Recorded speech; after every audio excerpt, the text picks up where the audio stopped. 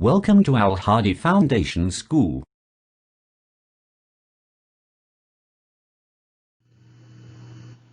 Bismillahirrahmanirrahim. Assalamu alaikum, dear students. Students, today we are going to start our maths lecture from chapter number 8, Perimeter and Area. On book page number 161, and the topic is Unit of Area. कि हम area का unit कैसे find कर सकते हैं और area का unit क्या होता है, ये हम आज वाले लेक्चर में डिस्कस करेंगे कि एरिया का यूनिट जो है वो हम कैसे फाइंड कर सकते हैं और किसी भी शेप का जो एरिया है उसका यूनिट क्या है। तो देखिए, here is a grid marked out in squares, कि यहाँ पे एक ग्रिड नज़र आ रही है आपको, तो वो जो है वो स्क्वायर्स पे बनाई गई है। इस ग्रिड को स्क्वायर शेप के ऊपर बनाया गया है, ठीक है। सारे स्क्वायर्स हैं, तो स्क्वायर्स पेपर के ऊपर जो है वो एक ग्रिड मार्क्ड हुई है। विद योर रूलर, अपने रूलर मीन्स स्केल को यूज करते हुए find out how long each square side is.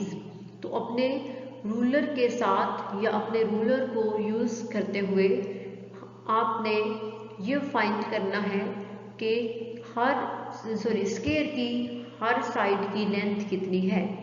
ये तो आप लोगों को बात अच्छे तरीके से मालूम है कि स्क्वायर की चारों साइड्स इक्वल होती हैं। तो आपने यहाँ पे अपने रूलर के साथ ये फाइंड करना है कि आपके पास जो स्क्वायर है गिवन है, ठीक है, उसकी एक साइड की लेंथ कितनी है। तो जितनी एक साइड की लेंथ होगी वो वही जो है वो स्क्वायर की चारों साइड्स की लेंथ होगी। तो जब आप मेजर करेंगे तो each side is exactly 1 centimetre long.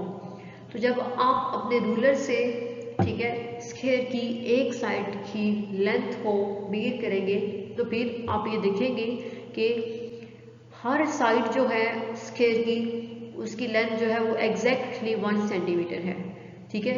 कि सही परफेक्ट जो है वो स्क्वायर की एक साइड की लेंथ आपके पास 1 सेंटीमीटर आएगी, कि एक साइड जो है वो उसकी 1 सेंटीमीटर लॉन्ग है। ओके, तो इट्स मीन जो है वो उसकी चारों साइड्स 1 सेंटीमीटर लॉन्ग होंगी। तो फिर हम नेक्स्ट क्या करेंगे। The grid is made up of 12 squares like this, और ये ग्रिड जो है वो 12 स्क्वायर से मिलके बनी है। 1 2 3 4 5 6 7 and 8 9 10 11 and 12। तो यहाँ पे 12 स्क्वायर से मिलके ये हमारे पास ये जो शेप नज़र आ रही है वो 12 स्क्वायर से मिलके बनी है। तो इट्स मीन्स इसका जो एरिया होगा वो क्या होगा, 12 सेंटीमीटर स्क्वायर, क्योंकि स्क्वायर की एक साइड की लेंथ 1 सेंटीमीटर है, ठीक है। तो यहाँ पे 12 स्क्वायर से तो इसका जो एरिया होगा वो क्या होगा 12, और यूनिट क्या होगा, क्योंकि अब हमने जो लेंथ मेजर की है वो सेंटीमीटर्स में है, तो हम जो एरिया फाइंड करेंगे वो भी सेंटीमीटर्स में ही होगा। तो एरिया का जो यूनिट होता है वो होता है centimetre square. Each square has an area of 1 square centimeter। तो हर एक स्क्वायर का जो एरिया है वो 1 स्क्वायर सेंटीमीटर होता है, ठीक है। जैसे ये एक स्क्वायर है तो इसका एरिया 1 स्क्वायर सेंटीमीटर होगा। स्क्वायर क्यों आया है, 1 सेंटीमीटर था, अब स्क्वायर क्यों आया है, क्योंकि जो एरिया जब हम फाइंड करते हैं तो हम लेंथ और ब्रेड्थ दोनों को मल्टीप्लाई करते हैं। तो एक यूनिट जो लेंथ का होता है वो दूसरा यूनिट ब्रेड्थ का, दोनों के यूनिट्स मीन सेंटीमीटर और सेंटीमीटर जब आपस में मल्टीप्लाई होते हैं तो centimetre square mean 2 times centimetre जो है वो होता है, इसलिए 1 स्क्वायर सेंटीमीटर होगा। We say 1 square centimetre and we write 1 centimetre square. हम इसको पढ़ते कैसे हैं? हम इसको पढ़ते हैं 1 स्क्वायर सेंटीमीटर और हम इसको लिखते हैं 1 सेंटीमीटर स्क्वायर। ठीक है, ओके कि हम क्या होता है, हम पढ़ते कैसे हैं 1 स्क्वायर सेंटीमीटर और लिखते इस शेप में है 1 सेंटीमीटर स्क्वायर। नेक्स्ट देखिए एग्जांपल्स। इट्स मीन्स, तो एरिया का जो यूनिट होता है वो होता है सेंटीमीटर स्क्वायर। एग्जांपल्स देखें, यहाँ पे ए और बी ये दो जो है वो शेप्स गिवन है आपके पास एक यूनिट के अंदर। तो अब ए के अंदर जो हमारे पास दो शेप्स है उनका एरिया कैसे है? अब फर्स्ट जो शेप है वो 4 स्क्वायर्स पे मुश्तमिल है, तो इट्स मीन्स उसका एरिया क्या होगा 4 सेंटीमीटर स्क्वायर। क्यों? क्योंकि स्क्वायर की हर साइड की लेंथ 1 सेंटीमीटर है। ठीक है, तो हम जब 1 इन चारों स्क्वायर्स को ऐड करेंगे तो 4 सेंटीमीटर स्क्वायर आ जाएगा। इसी तरह जो हमारे पास सेकंड शेप है वो 5 स्क्वायर्स पे मुश्तमिल है। इस शेप के अंदर 5 स्क्वायर्स है, इसलिए इसका एरिया क्या होगा 5 सेंटीमीटर स्क्वायर। और बी पार्ट में हमारे पास जो शेप है, इस शेप के अंदर अगर हम काउंट करें तो हमारे पास 9 स्क्वायर्स है। तो शेप बी 9 स्क्वायर्स पे मुश्तमिल है, इसलिए इसका एरिया क्या होगा 9 सेंटीमीटर स्क्वायर। क्योंकि इस शेप के अंदर 9 स्क्वायर्स है, इसलिए इसका एरिया 9 सेंटीमीटर स्क्वायर है। ठीक है, तो समझ आ गई आपको कि हम किसी भी शेप का जब एरिया फाइंड करते हैं तो उसका यूनिट कैसे फाइंड करेंगे। तो एरिया जो होता है उसका यूनिट होगा 1 सेंटीमीटर स्क्वायर।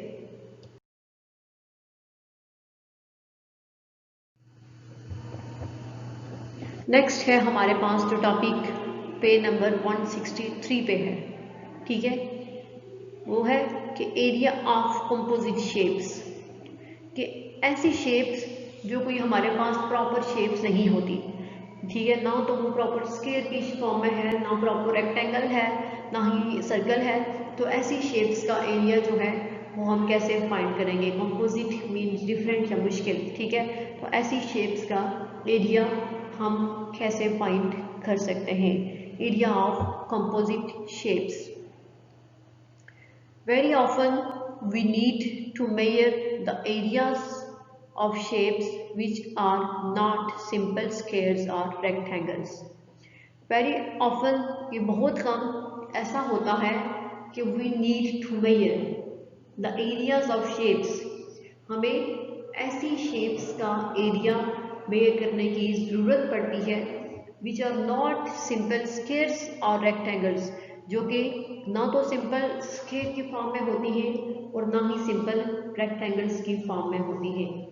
कि बहुत कम ऐसा होता है कि हमें कुछ ऐसी शेप्स का एरिया मेजर करने की ज़रूरत पड़ती है जो शेप्स जो है ना तो प्रॉपर स्क्वायर की फॉर्म में है, ना ही प्रॉपर रेक्टेंगल्स की फॉर्म है और ना ही उनका कोई सर्कल शेप है। ठीक है, तो फिर हम उनका एरिया कैसे फाइंड करेंगे? फॉर एग्जाम्पल, मिसाल के तौर पे, here is the floor plan of the living room. यहाँ पे एक जो लिविंग रूम है मीन्स रहने का कमरा है, उसका फ्लोर प्लान यानी फर्श है जिसका एरिया हमने फाइंड करना है कि उसका एरिया कितना होगा। तो देखिए यहाँ पे अब ये जो शेप है ना तो ये स्क्वायर शेप है और ना ही रेक्टेंगल है। अब इस शेप की एक साइड जो है वो 5.5 मीटर है, दूसरी साइड 2 मीटर, तीसरी साइड जो है वो 1 मीटर और चौथी साइड 2.5 मीटर। ठीक है, तो इसकी सारी साइड्स जो है वो डिफरेंट है क्योंकि ना तो ये रेक्टेंगल फॉर्म में है, ना ही स्क्वायर में और ना ही कोई सर्कल फॉर्म है। तो अब हम इसका एरिया कैसे फाइंड करेंगे? How can we calculate its area? तो अब हम इसका एरिया कैसे कैलकुलेट करेंगे? तो देखिए सबसे पहले क्या मेथड है ऐसी शेप्स का एरिया फाइंड करने का। Divide the shape into 2 rectangles. ये सबसे पहले शेप को 2 रेक्टेंगल्स में डिवाइड करें। ठीक है, सबसे पहले शेप्स को 2 रेक्टेंगल्स में डिवाइड करना है, क्योंकि ये शेप ऐसी बनी हुई है कि इसको हम 2 रेक्टेंगल्स में इजीली डिवाइड कर सकते हैं। तो देखिए हमने जो है वो डिवीजन कहाँ से की है। फर्स्ट रेक्टेंगल में हमारे पास ये जो पोर्शन आएगा, ये सारा ये पोर्शन, इसको हमने ए कह दिया, और सेकंड रेक्टेंगल में हमारे पास ये नीचे वाला सारा पोर्शन होगा जिसको हमने बी कह दिया। अब हमारे पास ये 2 रेक्टेंगल्स बन गई, एक ए और दूसरी बी। तो अब हम इन दोनों रेक्टेंगल्स का एरिया अलग अलग फाइंड करेंगे। सबसे पहले हम रेक्टेंगल ए का एरिया फाइंड करेंगे, फिर रेक्टेंगल बी का एरिया फाइंड करेंगे, और उन दोनों का एरिया फाइंड करने के बाद जो हमारे पास आंसर्स आएंगे, हम उन दोनों आंसर्स को ऐड कर देंगे, तो हमारे पास वो इस कंपोजिट शेप का एरिया हो जाएगा। तो देखिए, area of A means area of rectangle ए किसके इक्वल है। इसकी एक साइड जो है वो 5.5 मीटर है और दूसरी साइड 2 मीटर है। तो एरिया फाइंड करने के लिए हम इसकी लेंथ और ब्रेड्थ को मल्टीप्लाई करते हैं। तो लेंथ 5.5 मीटर और ब्रेड्थ 2 मीटर, तो हमने इनको मल्टीप्लाई करना है। 5.5 मीटर को मल्टीप्लाई करेंगे हम 2 मीटर से। तो जब 5.5 मीटर को 2 मीटर से मल्टीप्लाई करेंगे तो हमारे पास आंसर आएगा 11.0 मीटर स्क्वायर। मीटर स्क्वायर क्यों आया?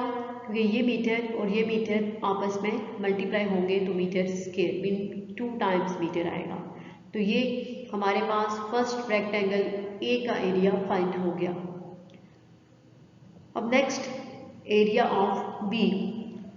अब हम रेक्टेंगल बी का एरिया फाइंड करेंगे।